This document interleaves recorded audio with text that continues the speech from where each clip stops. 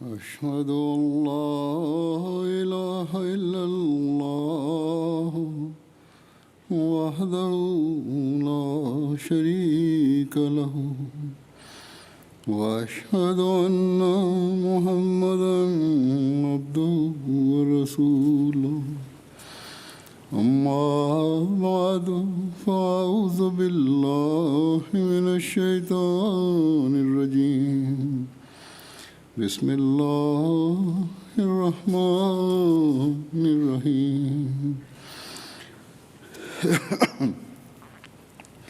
الحمد لله رب العالمين الرحمن الرحيم مالك يوم الدين إياك نعبد وإياك نستعين اهدنا الصراط المستقيم صراط الذين أنعمت عليهم غير المغضوب عليهم ولا الضالين.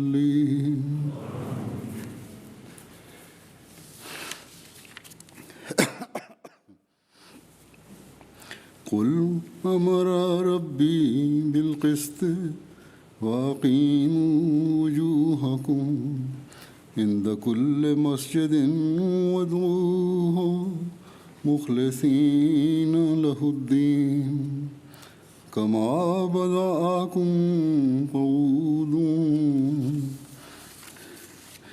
فريقا هدى وفريقا حق عليهم الضلالة إنهم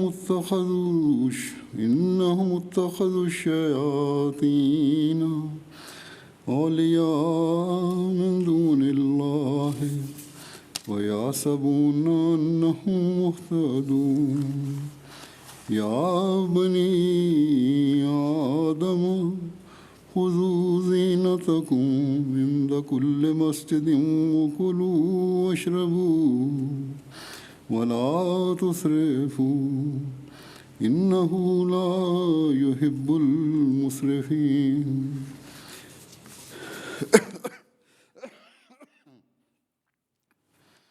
ان آیات کا یہ ترجمہ ہے کہ تو کہہ دے کہ میرے رب نے انصاف کا حکم دیا ہے، نیز یہ کہ تم ہر مسجد میں اپنی توجہات اللہ کی طرف سیدھی رکھو اور دین کو اس کے لیے خالص کرتے ہوئے اسی کو پکارو جس طرح اس نے تمہیں پہلی بار پیدا کیا، اسی طرح تم مرنے کے بعد لوٹو گے۔ ایک گروہ کو اس نے ہدایت بخشی اور ایک گروہ پر گمراہی لازم ہو گئی۔ یقیناً یہ وہ لوگ ہیں جنہوں نے خدا کو چھوڑ کر شیطانوں کو دوست بنا لیا اور یہ گمان کرتے ہیں کہ وہ ہدایت یافتہ ہیں۔ اے ابنائے آدم، ہر مسجد میں اپنی زینت یعنی لباس تقوی ساتھ لے جایا کرو اور کھاؤ اور پیو، لیکن حد سے تجاوز نہ کرو، یقیناً وہ حد سے تجاوز کرنے والوں کو پسند نہیں کرتے۔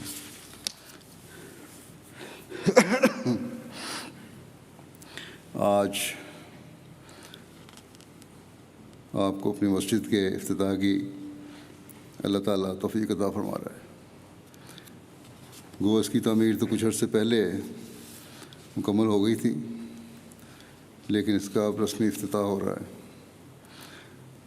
یہاں مسجد کے طور پر شروع میں ایک ہال بنایا گیا تھا، لیکن اب باقاعدہ مسجد آپ نے بنائی ہے۔ بہرحال اب ایک خوبصورت اچھی مسجد بن گئی ہے اور گنجائش کے لحاظ سے بھی کافی وسیع ہے۔ اللہ تعالیٰ ان سب کو اس مسجد کا حق ادا کرنے کی توفیق عطا فرمائے جنہوں نے اس مسجد کی تعمیر میں حصہ لیا۔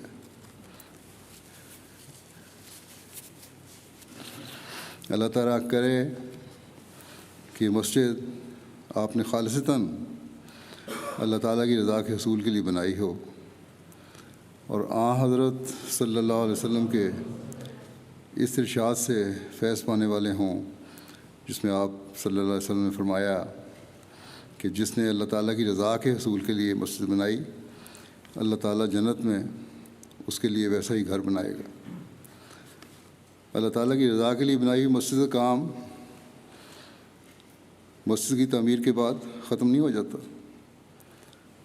بلکہ اللہ تعالیٰ کی رضا کا انسان تبھی حامل بنتا ہے جب اس کے حکموں پر چلنے والا ہو، اس کی عبادت کا حق ادا کرنے والا ہو، حقوق العباد ادا کرنے والا ہو، وفا اور اخلاص سے دین کو دنیا پر مقدم کرنے والا ہو، اپنی بیعت کا حق ادا کرنے والا ہو۔ ہم خوش قسمت ہیں کہ ہم نے زمانے کے امام اور آن حضرت صلی اللہ علیہ وسلم کے غلام صادق کو مانا۔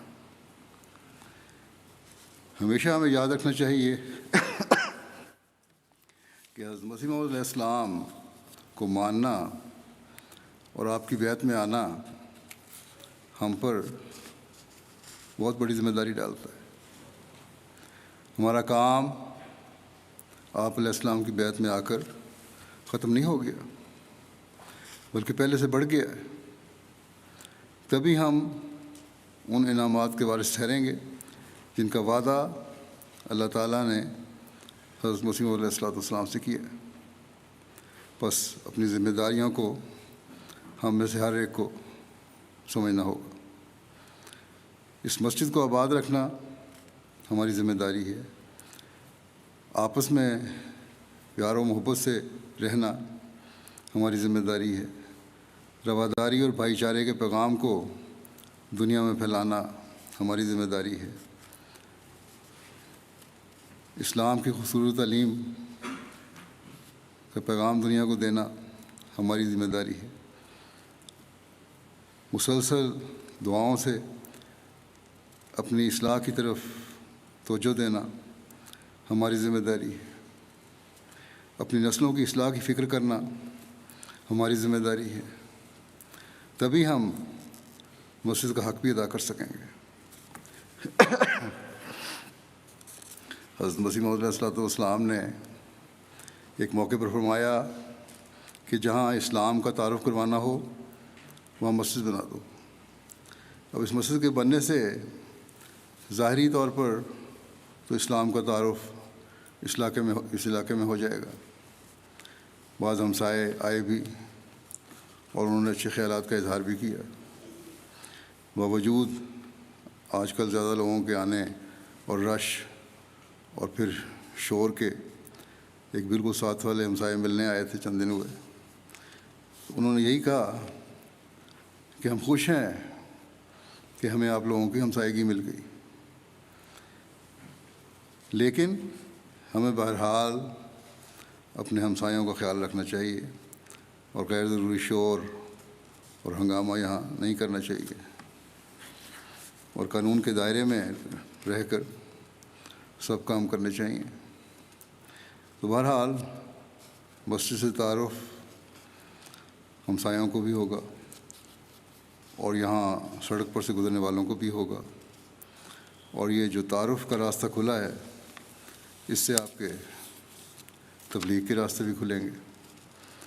بس ہر احمدی کو اسلام کی تعلیم کا نمونہ بھی بننا پڑے گا اور بننا چاہیے۔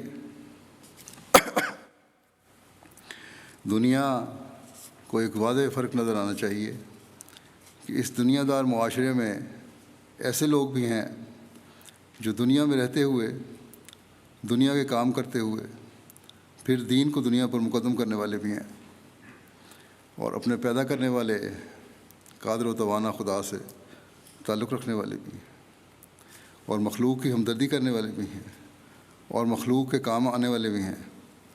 جب یہ چیز دنیا دار دیکھتے ہیں تو ان میں تجسس پیدا ہوتا ہے، اور پھر یہی اسلام کی تبلیغ کے راستے کھولتا ہے۔ بس اب ہر احمدی کو پہلے سے بڑھ کر اسلام کی تعلیم کی عملی تصویر بننے کی ضرورت ہے۔ یہ آیات جو میں نے تلاوت کی ہیں ان میں بھی مساجد کے ساتھ منسلک ہونے والوں کی بعض ذمہ داریوں کی طرف اللہ تعالیٰ نے توجہ دلائی۔ سب سے پہلے تو اللہ تعالیٰ نے فرمایا کہ انصاف قائم کرو، اور انصاف کرنے کے بارے میں دوسری جگہ قرآن شریف میں اللہ تعالیٰ فرماتا ہے کہ کسی قوم کی دشمنی بھی تمہیں انصاف سے دور نہ کرے۔ اب یہ معیار جو انصاف کے قائم کرنے والا ہے وہ کسی دوسرے کے متعلق غلط سوچ رکھ ہی نہیں سکتا۔ کسی کو نقصان پہنچانے کا تو سوال ہی نہیں۔ ایسا شخص تو موقع تلاش کرے گا کہ میں کس طرح دوسروں کو فائدہ پہنچانے میں اپنا کردار ادا کر سکتا ہوں، اور ایسے حقوق قائم کرنے والا جب انسان ہو تو یقیناً ماحول پر ایک نیک اثر ڈالتا ہے، اور یہی نیک اثر پھر تبلیغ کے راستے کھولتا ہے۔ بس اللہ تعالیٰ نے حقیقی مومنوں کو، مسجد میں آنے والوں کو پہلی نصیحت یہ فرمائی مسجد کے حوالے سے کہ حقوق العباد کی ادائیگی کے سامان کرو، اور اس کے لیے سب سے اہم چیز انصاف قائم کرنا ہے۔ اب جہاں اللہ تعالیٰ غیروں اور دشمنوں سے بھی انصاف قائم کرنے کا حکم دے رہا ہے تو اپنوں سے کس قدر پیار اور محبت سے ہمیں رہنا چاہیے، اور جب یہ حالت ہوتی ہے تو پھر اللہ تعالیٰ کے پیار کی نظر بھی ایسے لوگوں پر پڑتی ہے۔ جب یہ لوگ مسجد میں اللہ تعالیٰ کی عبادت کے لیے داخل ہوتے ہیں تو اللہ تعالیٰ ان کی عبادت کو قبول فرماتا ہے، لیکن اگر ایک شخص اپنے گھر میں اپنی بیوی سے نیک سلوک نہیں کر رہا، ہر وقت اسے طعن و تشنیع کا نشانہ بنایا ہوا ہے، بچے اس سے علیحدہ خوفزدہ ہیں، اور پھر وہ اپنے عمل سے بچوں کو دین سے دوری کا باعث ہی بن رہا ہے، تو پھر ایسے شخص کے نہ ہی جماعتی کام اور نہ ہی عبادتیں اللہ تعالیٰ کے حضور قابل قبول ہوتے ہیں۔ اس دو عملی کی وجہ سے دھوکہ ہے جو انسان کسی اور کو نہیں دے رہا ہوتا بلکہ اپنے آپ کو دے رہا ہوتا ہے۔ بس حقیقی مومن وہی ہے جو اندر اور باہر انصاف قائم کرنے والا ہے، جس کا قول و فعل اندر اور باہر ایک جیسا ہے، اور یہی لوگ وہ ہیں جو حقیقت میں مسجد کی آبادی کا حق ادا کرنے والے ہیں، کیونکہ ان کے دل اللہ تعالیٰ کی خشیت سے پر ہیں۔ بس یہ معیار حاصل کرنا ہمارا کام ہے، ورنہ صرف مسجد بنا دینا اور یہاں آ کر نمازیں پڑھ لینا جلدی اپنے سر سے بوجھ اتارنے کے لیے، یہ کوئی اہمیت نہیں رکھتا۔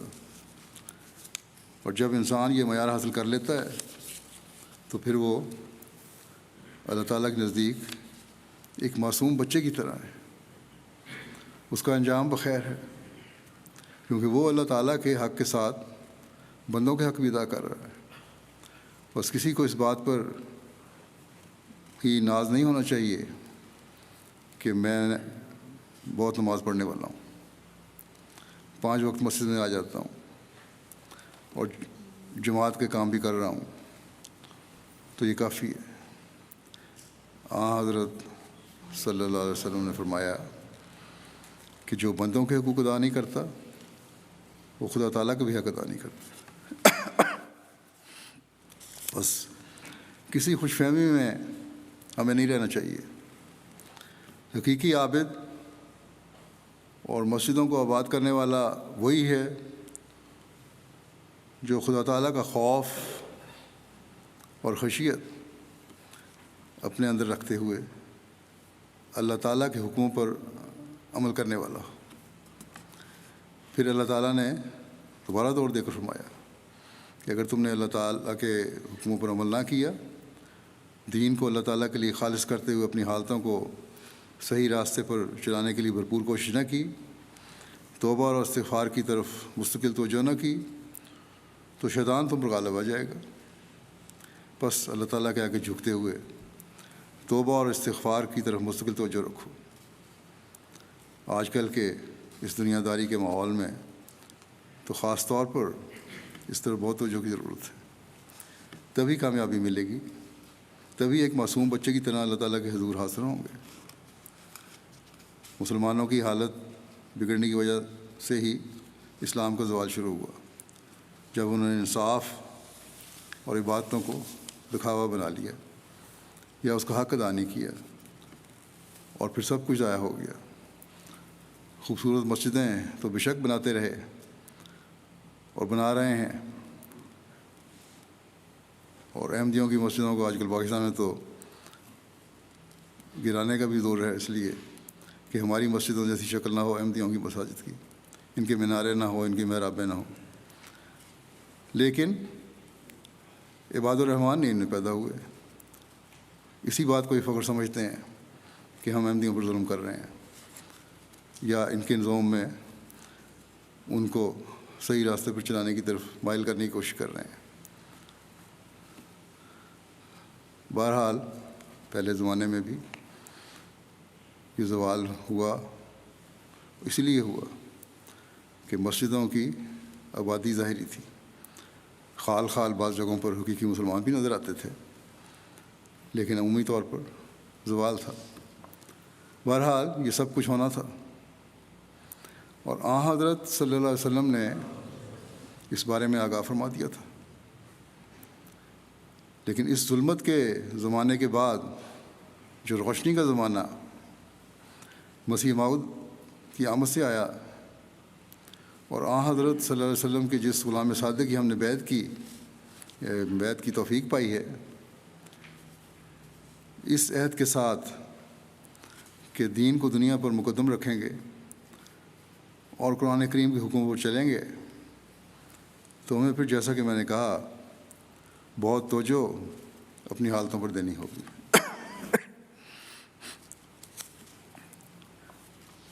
ان غیروں جیسی مسجدوں کی حالت سے اپنی مسجدوں کو بچانا ہوگا، جس کے بارے میں حضرت علی رضی اللہ عنہ سے ایک روایت ہے کہ حضرت صلی اللہ علیہ وسلم نے فرمایا کہ عنقریب ایسا زمانہ آئے گا کہ نام کے سوا اسلام کا کچھ باقی نہیں رہے گا، الفاظ کے سوا قرآن کا کچھ باقی نہیں رہے گا۔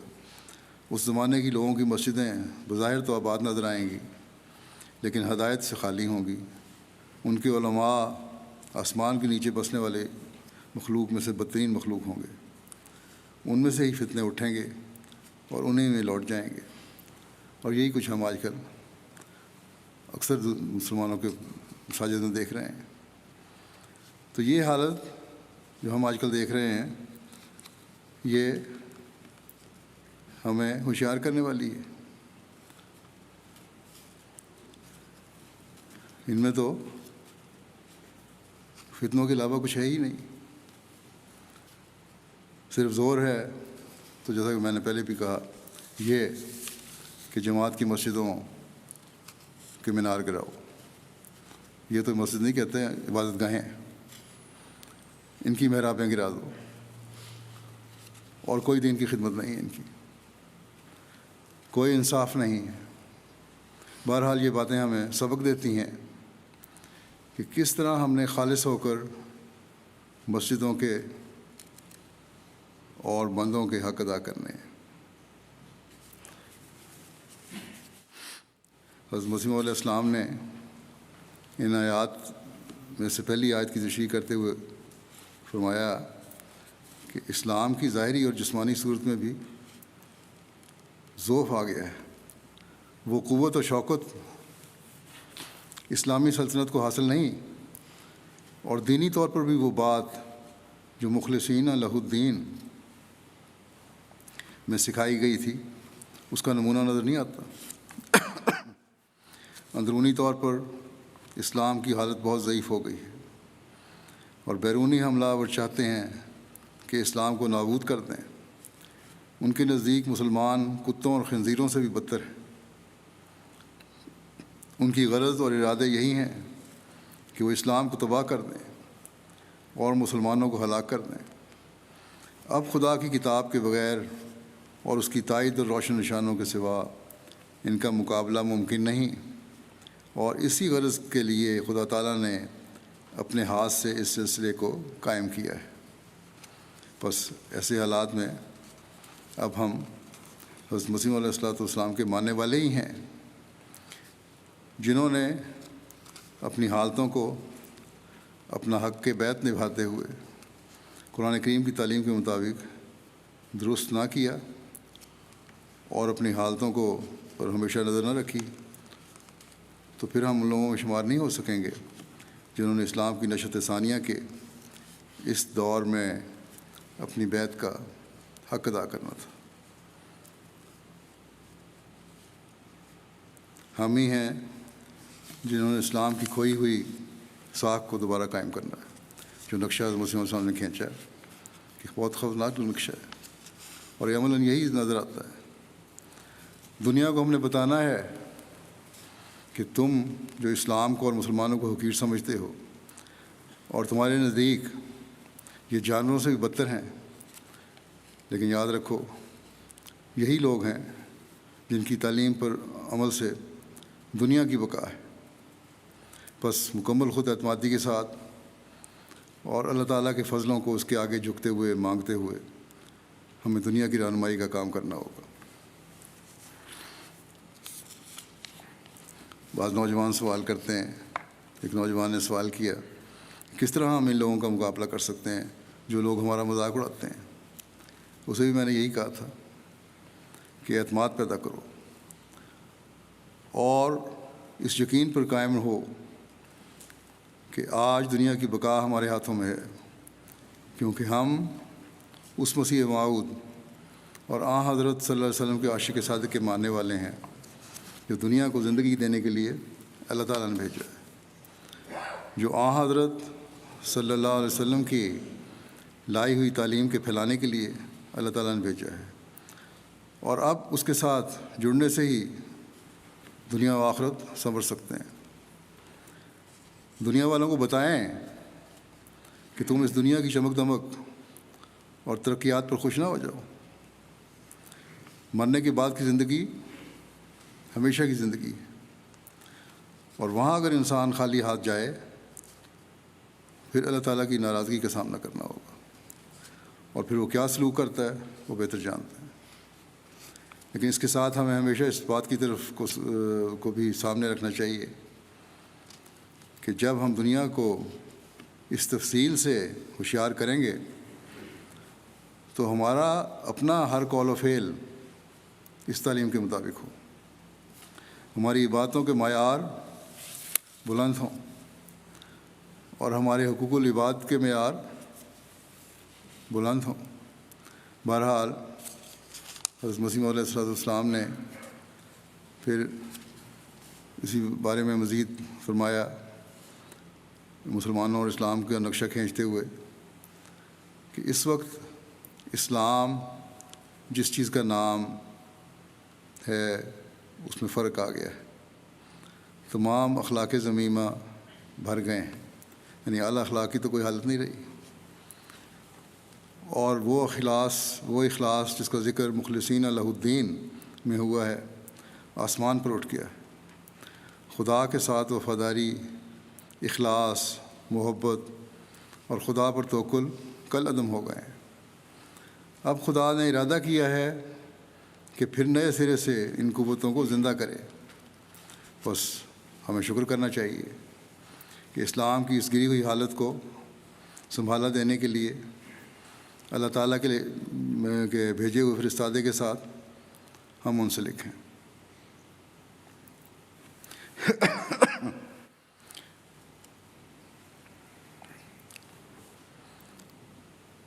غیر مسلموں اور اسلام مخالف لوگوں نے جو اسلام پر حملے کیے اور اس عظیم مذہب کو ذلیل اور حقیر سمجھا، تو اس میں مسلمانوں کا اپنا ہاتھ بھی تھا۔ اگر مسلمان نہ بگڑتے تو دشمن کبھی اس طرح اسلام پر حملے کرنے کی جرات نہ کرتا۔ لیکن آج ہم ہیں جنہوں نے خدا تعالیٰ کے ساتھ وفاداری کے معیار قائم کرنے ہیں، جیسا کہ حضرت مسیح نے فرمایا۔ ہم ہیں جنہوں نے اخلاص و وفا کے ساتھ اللہ تعالیٰ کے حکموں کی تعمیل کرنی ہے۔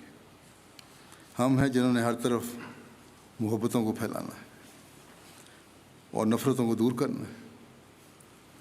ہم ہیں جن کو خدا تعالیٰ پر کامل توکل ہونا چاہیے کہ ہر کام کا بنانے والا خدا تعالیٰ ہے، اور اسلام ہی اب دنیا کا کامل اور غالب آنے والا مذہب ہے، اور اس کے لیے ہم نے اپنی تمام تر صلاحیتوں کو بروئے کار لانا ہے اور حضرت مسیح علیہ السلام کا سلطان نصیر بننا ہے۔ یہ تو خدا تعالیٰ کی تقدیر ہے۔ جو کام اس نے حضرت مسیح علیہ السلام کے سپرد کیے ہیں اور جو وعدے اللہ تعالیٰ نے آپ سے کیے ہیں وہ تو انشاءاللہ پورے ہونے ہیں۔ ہم لوگ اس میں معاون بنے تو اللہ تعالیٰ کے فضلوں کو حاصل کرنے والے بنیں گے۔ اگر ہم آگے نہ بڑھے تو اللہ تعالیٰ کوئی اور لوگ حضرت مسیح علیہ السلام کی مدد کے لیے بھیج دے گا، لیکن کام تو یہ ہونا ہی ہے۔ بس ہمیں اپنی حالتوں کی طرف نظر رکھنی چاہیے اور جہاں کمیاں کمزوریاں ہیں انہیں دور کرنے کی کوشش کرنی چاہیے۔ کیا کمزوریاں ہیں جن کو دور کرنا ہے؟ اس بارے میں حضرت مسیح علیہ السلام فرماتے ہیں، اب یہ زمانہ ہے کہ اس میں ریاکاری، عجب، رعونت، تکبر کی قسم ہے، خود بینی، اپنے آپ کو ہی سب کچھ سمجھنا، تکبر، نخوت، رعونت وغیرہ صفات رذیلہ تو ترقی کر گئے ہیں، اور مخلصین لہ الدین وغیرہ صفات حسنہ تھے وہ آسمان پر اٹھ گئے ہیں۔ توکل، تدبیر وغیرہ سب کا لدم ہے۔ اب خدا کا ارادہ ہے کہ ان کی تخم ریزی ہو۔ بس آپ نے فرمایا یہ سب برائیاں تو اب بڑھ گئی ہیں اور نیکیاں ختم ہیں، لیکن اللہ تعالیٰ نے جو اپنے بندوں پر بڑا مہربان ہے، وہ بندوں کو ضائع نہیں کرنا چاہتا۔ اس نے اب یہ ارادہ کر لیا ہے کہ نیکیاں ترقی کریں اور برائیاں ختم ہوں۔ بس ہم میں سے ہر ایک کو جائزہ لینا چاہیے کہ کیا حضرت مسیح علیہ السلام کے اس مشن کو پورا کرنے کے لیے ہم اپنا کردار ادا کر رہے ہیں؟ کیا برائیوں کے خاتمہ کے لیے بھرپور کوشش کر رہے ہیں؟ کیا نیکیوں کے اپنانے کے لیے بھرپور کوشش ہو رہی ہے؟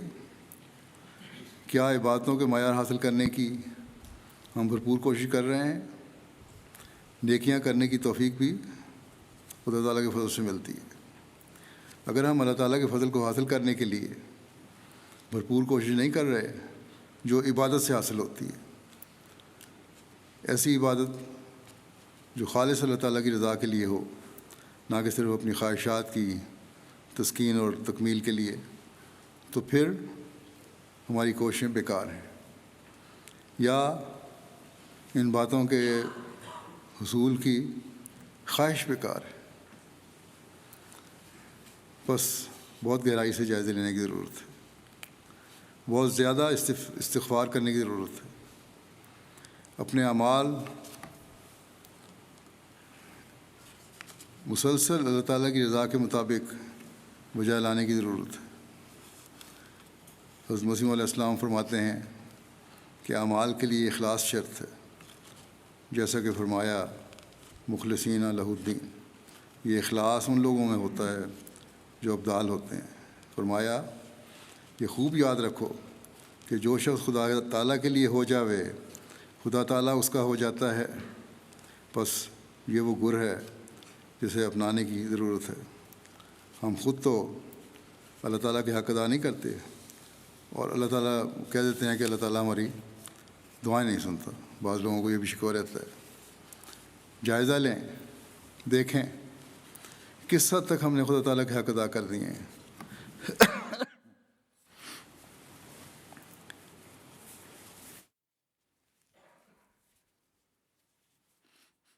اللہ تعالیٰ تو اتنا مہربان ہے، ہماری بے شمار غلطیوں کے باوجود بھی ہمیں نوازا چلا جا رہا ہے۔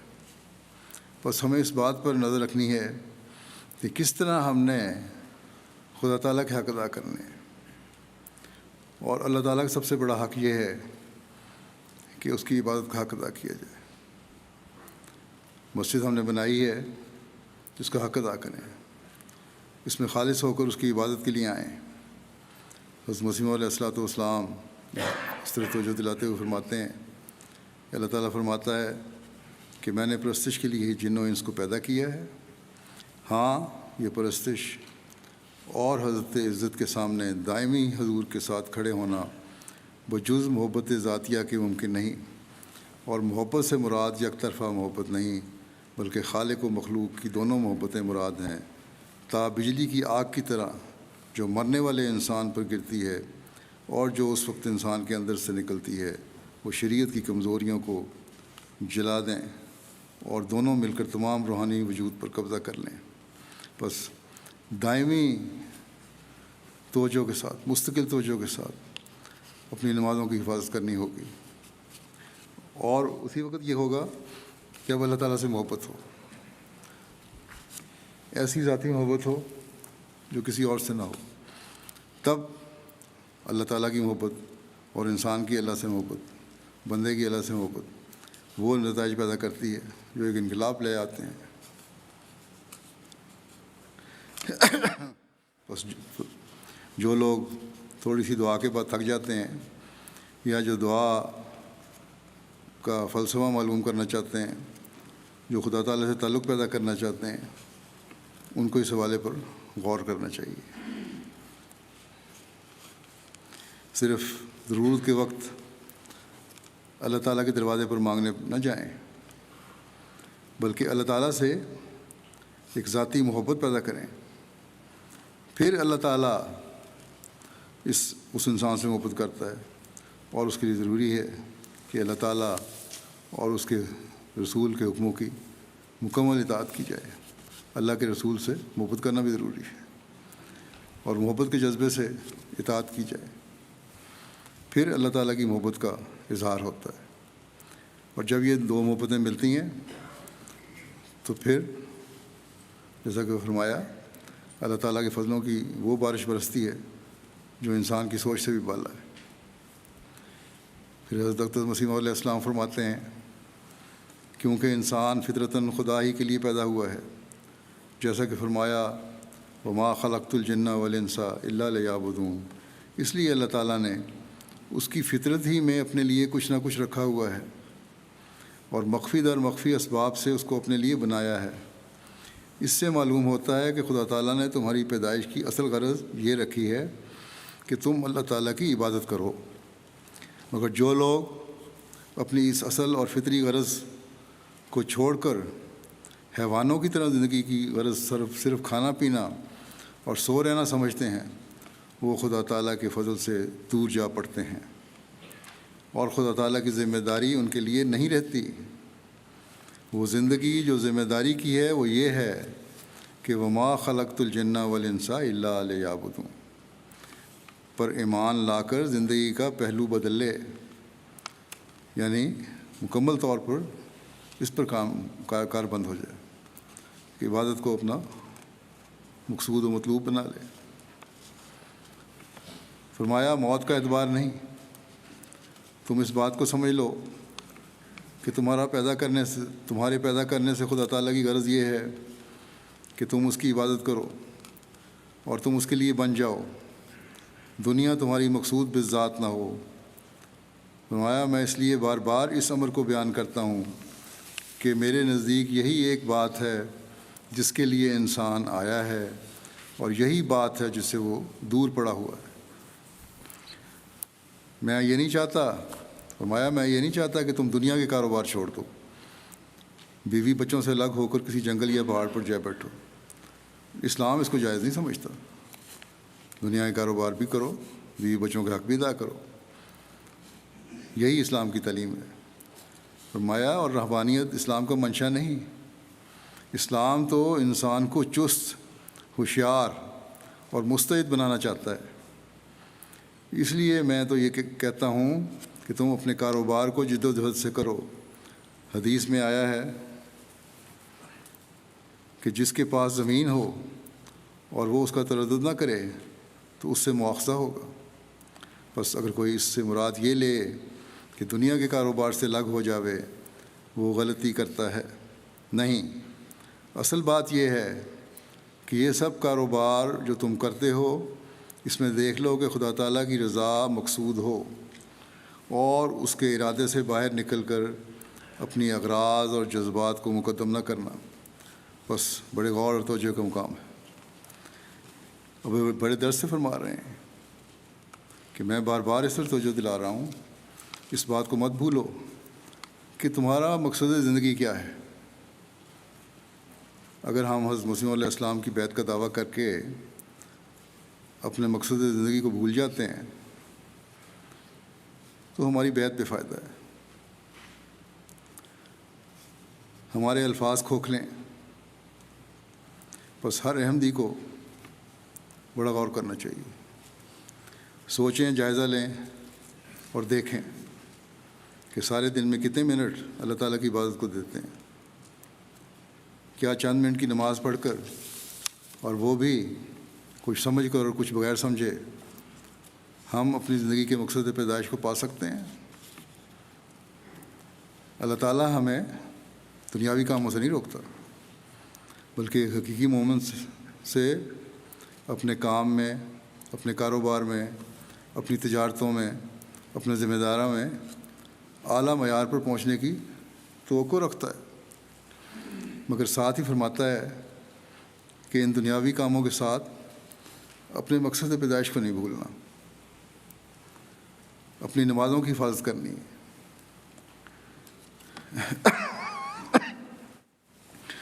مسجد بنائی ہے تو اس کی ظاہری خوبصورتی پر نازا نہ ہو جاؤ، بلکہ اس کی اصل خوبصورتی جو حقیقی عبادت کرنے والوں سے پیدا ہوتی ہے اس کا خیال رکھو۔ تقویٰ پر قدم مارو اور تقویٰ کے معیاروں کو حاصل کرنے کی کوشش کرو، اور جب یہ ہوگا تو تم حقیقی عبادت کرنے والے کہلا سکو گے۔ اور پھر اللہ تعالیٰ نے فرمایا کہ حقیقی عبادت گزاروں کا کام ہے کہ ظاہری اور باطنی صفائی کے بھی سامان کریں۔ اس لیے نماز پڑھنے والوں کو عمومی حکم ہے کہ اپنے کپڑوں کو بھی صاف رکھو اور ہر نماز سے پہلے وضو کرو، کیونکہ ظاہری صفائی کا انسان کے اندرونے پر بھی اثر ہوتا ہے۔ پھر وضو سے انسان ویسے بھی تازہ دم ہوتا ہے اور نماز کی طرف صحیح توجہ رہتی ہے۔ پھر نماز کے حکم کے ساتھ ایک حکم یہ بھی ہے کہ کھاؤ پیو لیکن اسراف نہ کرو۔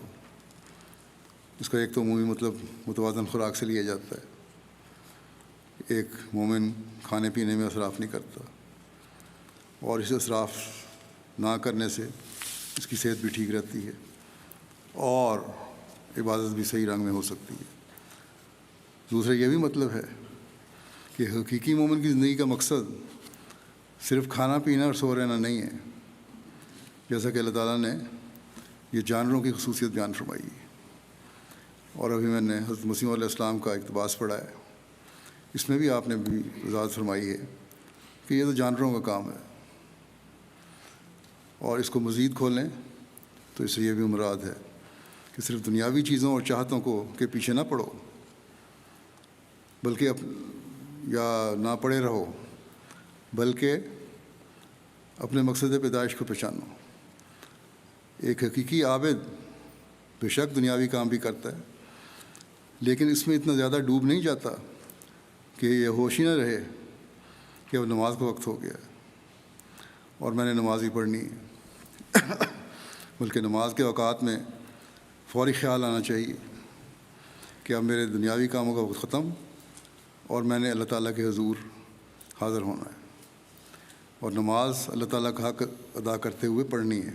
یہ نہیں کہ جلدی جلدی پڑھ لی، بلکہ سنوار کر پڑھنی ہے۔ اپنی ظاہری صفائی اور زینت کے ساتھ اپنے دل کو بھی تقویٰ کی زینت سے بھرنا ہے۔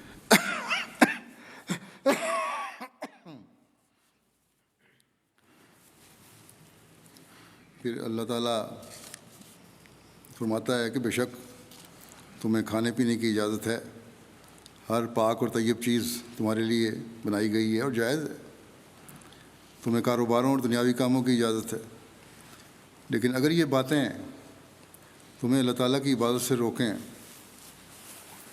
مسجد میں جانے اور عبادت کی یاد بھلا دیں، تو یہ اسراف ہے، اور اللہ تعالیٰ کو اسراف پسند نہیں ہے۔ لوگ کہتے ہیں کہ یہ کیا کہ 5 نمازیں فرض کر دیں، آج کل کے زمانے میں تو یہ بڑا مشکل کام ہے،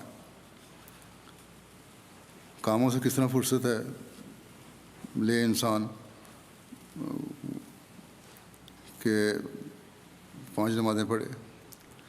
اللہ تعالیٰ فرماتا ہے کہ یہ مشکل نہیں ہے، بلکہ تمہارا صرف دنیا کی باتوں کی فکر کرنا اور خدا تعالیٰ کو بھول جانا اسراف ہے، اور پھر یہ اسراف آہستہ آہستہ تمہیں اللہ تعالیٰ سے دور لے جائے گا۔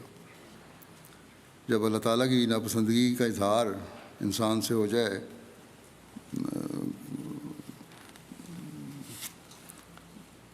تو پھر انسان تو کہیں کا نہیں رہتا۔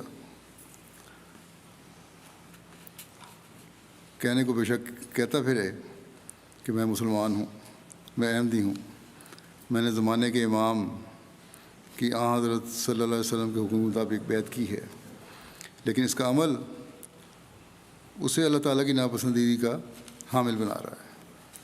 بس اللہ تعالیٰ نے بڑی متوازن تعلیم دی ہے کہ دنیا بھی کماؤ لیکن دین کو بھی ہمیشہ سامنے رکھو، اس میں اسراف نہ کرو، اور حقیقی مومن وہی ہے جو دین کو دنیا پر مقدم رکھتا ہے۔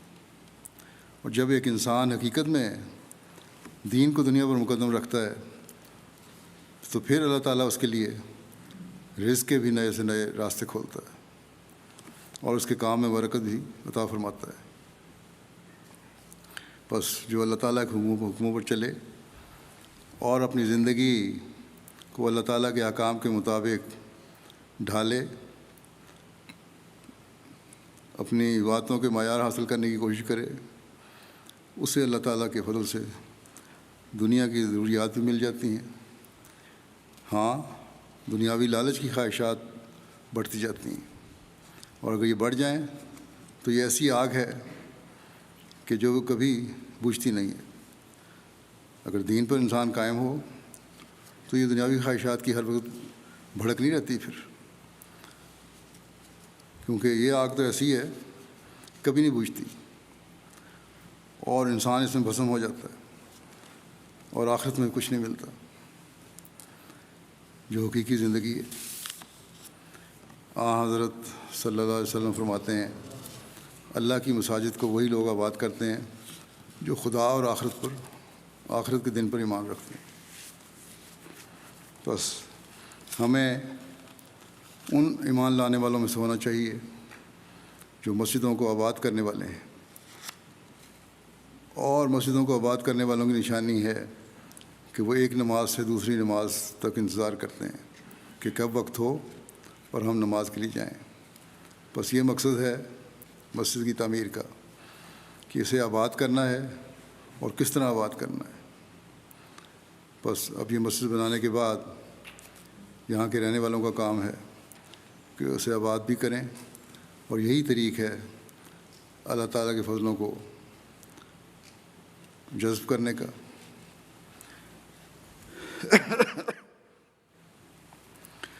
اپنی بھی اصلاح کرنے کا، اور اپنی نسلوں کو بھی خدا تعالیٰ کے ساتھ جوڑنے کا، ورنہ موجودہ زمانے کی چمک دمک ہماری نسلوں کو دین سے دور لے جائے گی۔ بچپن سے ہی انہیں مسجد کے ساتھ جوڑنے اور دین کی اہمیت بتانے کی ضرورت ہے، اور یہ ماں باپ دونوں کا کام ہے۔ اس کے ساتھ ہی یہ بھی یاد رکھیں کہ مسجد کے بننے سے، جیسا کہ میں نے پہلے بھی کہا، اور اب افتتاح سے جماعت کا مزید تعارف ہوگا، مسجد کا اور اسلام کا تعارف ہوگا، تو تبلیغ کے راستے کھلیں گے، مزید رابطے بھی ہوں گے۔ بس ان سے فائدہ اٹھا کر اسلام اور احمدیت کا پیغام پہنچانا بھی ہر احمدی کا کام ہے۔ حضرت اقدس مسیح موعود علیہ السلام فرماتے ہیں، اس وقت ہماری جماعت کو مساجد کی بڑی ضرورت ہے۔ یہ خانہ خدا ہوتا ہے۔ جس گاؤں یا شہر میں ہماری مسجد قائم ہو گئی تو سمجھو کہ جماعت کی ترقی کی بنیاد پڑ گئی۔ لیکن شرط یہ ہے کہ قیام مسجد میں فرمایا شرط یہ ہے کہ قیام مسجد میں نیت باخلاص ہو، محض للہ اسے کیا جاوے۔ بس جیسا کہ حضرت مسیح موعود علیہ السلام نے فرمایا ہے، مسجد سے جماعت کی ترقی کی بنیاد پڑ گئی۔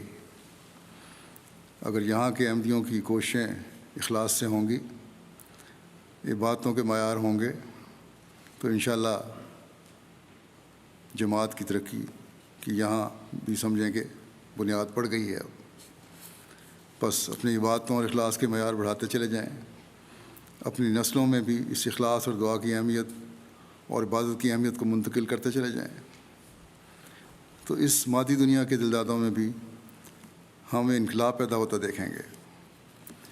حضرت مسیح موعود علیہ السلام فرماتے ہیں، مسجدوں کی اصل زینت عمارتوں کے ساتھ نہیں ہے، بلکہ ان نمازیوں کے ساتھ ہے جو اخلاص کے ساتھ نماز پڑھتے ہیں۔ اللہ تعالیٰ سب کو توفیق دے کہ وہ اخلاص کے ساتھ نمازیں پڑھنے والے ہوں اور اس مسجد کو آباد کرنے والے ہوں۔ اللہ تعالیٰ ہماری دعاؤں اور عبادتوں کو بھی قبول فرمائے۔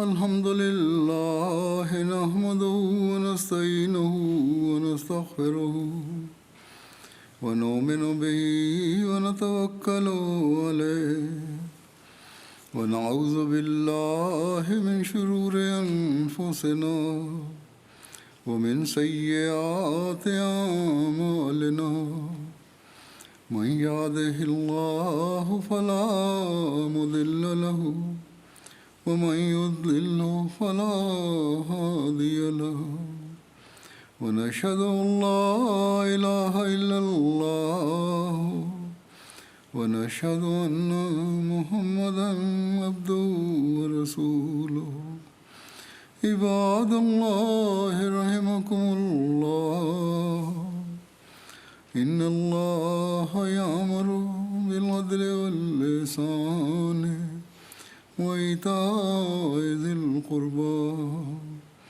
وينهى عن الفحشاء والمنكر والبغي يعظكم لعلكم تذكرون اذكروا الله يذكركم وادعوه يستجب لكم ولذكر الله أكبر